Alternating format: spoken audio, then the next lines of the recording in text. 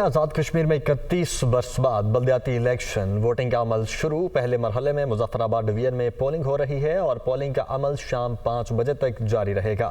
سیاسی گہما گہمی عروج پر ہے، سیکیورٹی انتہائی سخت ہے، فوج بھی نگرانی کے لیے موجود ہے، جبکہ 418 پولنگ سٹیشن حساس قرار دیے گئے ہیں اور 257 پولنگ سٹیشن ایسے ہیں جنہیں انتہائی حساس قرار دیا گیا ہے۔ تو آزاد کشمیر میں 31 برس بعد بلدیاتی الیکشن ہو رہے ہیں اور اس وقت ووٹنگ کا عمل شروع ہو چکا ہے۔